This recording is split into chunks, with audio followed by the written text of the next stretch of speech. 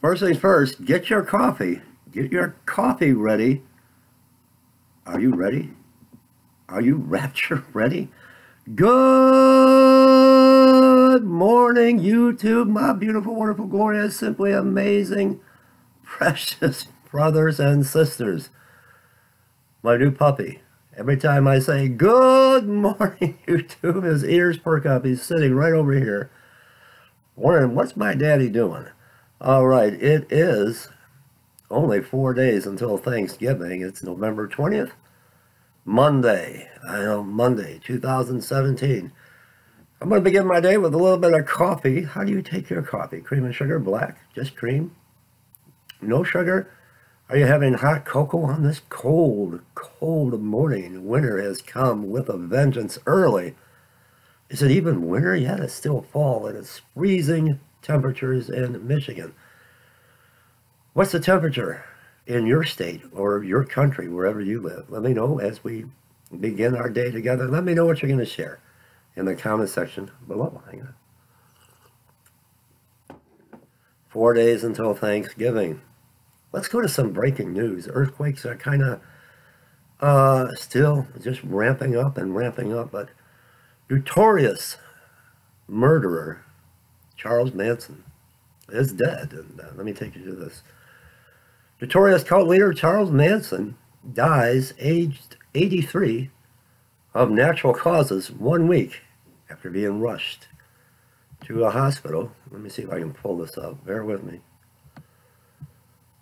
Charles Manson has died at the age of 83. Deborah Tate, the sister of one of the victims, received a call from the prison. The notorious cult leader's health had been steadily declining for months. In January, he was rushed to a hospital for intestinal bleeding and a sigmoid lesion. The 83-year-old had been behind bars for more than 4 decades, since 1969. I remember when all of this, that's how old I am, when all of this broke. He ordered family members of his cult to go on a murderous 2-day rampage. And cult, and that's what it was, a cult. He was a cult leader. I mean, you gotta be careful. In the end days, there's so much deception,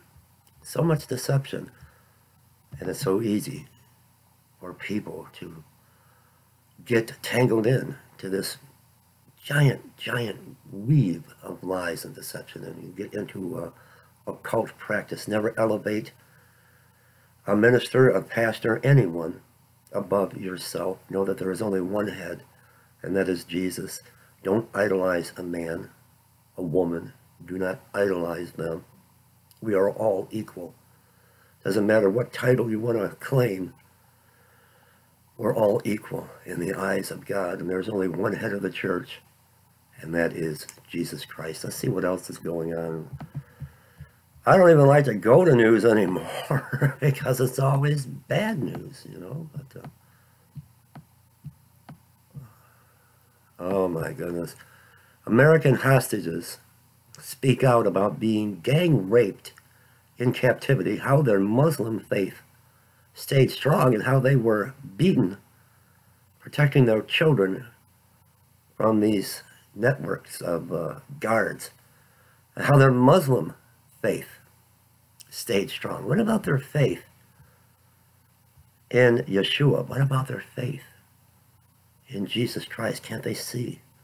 Well, they're following a false religion, a false God, and no one will save them.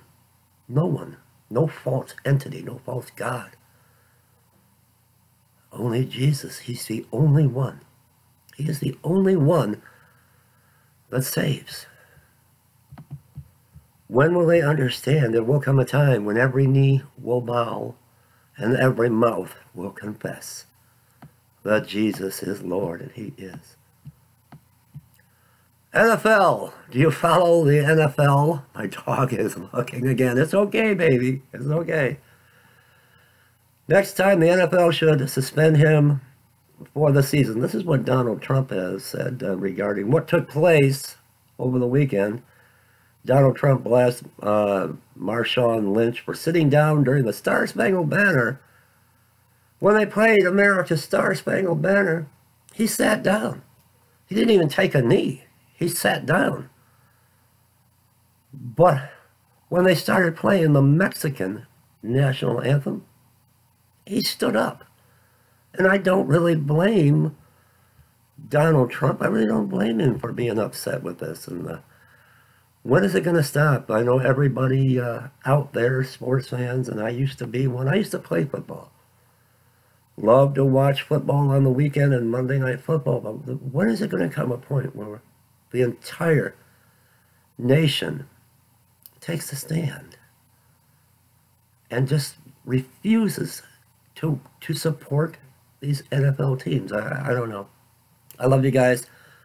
Heading out to the city of Flint this morning. You like my hat, y'all? You like my hat?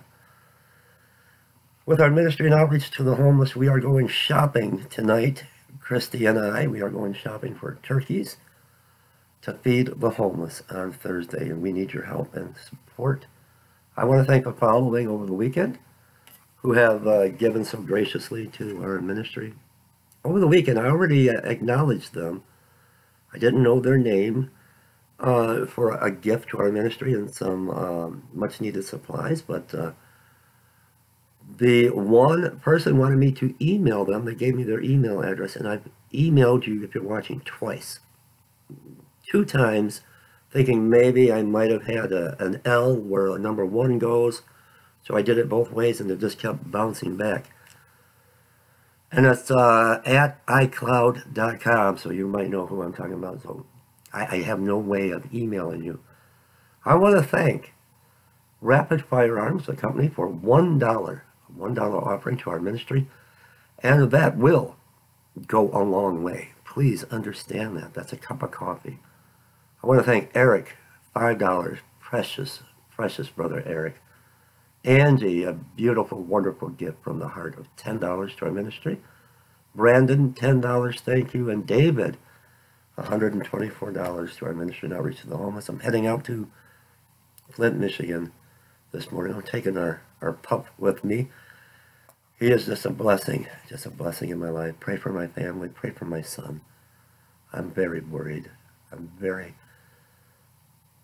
My heart is very heavy.